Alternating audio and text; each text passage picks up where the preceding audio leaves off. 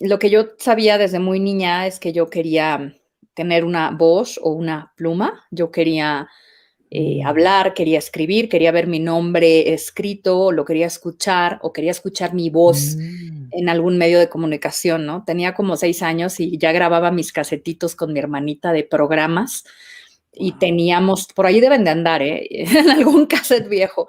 Y sí, teníamos este tipo de juegos.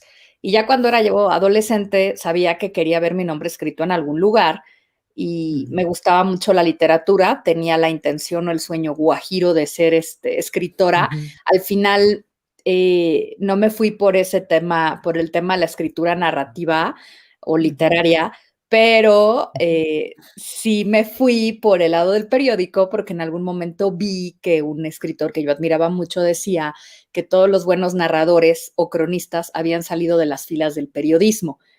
Y bueno, pues con mm, 14 años, ¿de qué podía yo escribir, no?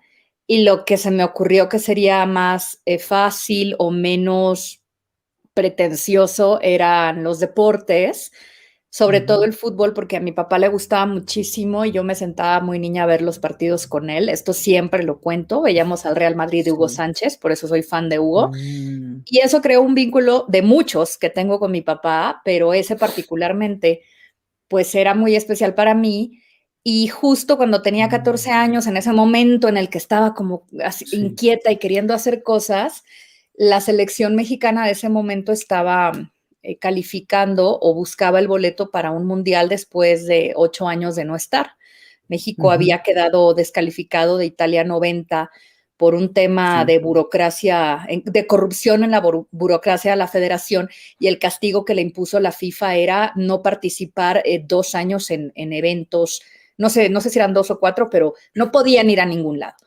Y caía en mm, el Mundial de Italia. Entonces, mm, pues no habían ido a Italia y lo que pasaba era que había mucha expectativa por esta nueva selección, por estos jugadores jóvenes. Estaba Jorge ujú, Campos, que causaba sensación en Pumas y que causaba sensación desde el 92, que lo había escogido un entrenador argentino muy famoso, Menotti, ¿no?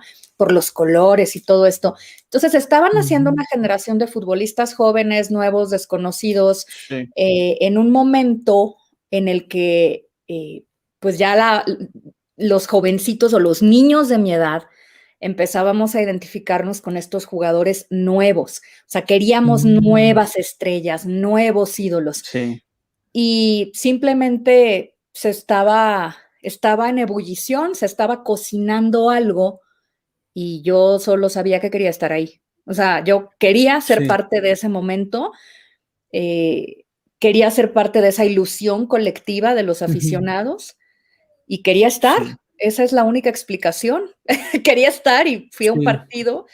Y bueno, ya para redondear la pregunta es, fui a un partido amistoso y ujú, decidí que iba a escribir una pequeña crónica, obviamente imitando a los grandes mm, cronistas que a mí me gustaban, cronistas de sí, periódico, sobre todo españoles, que eran los que más leía por la Liga ujú, Española.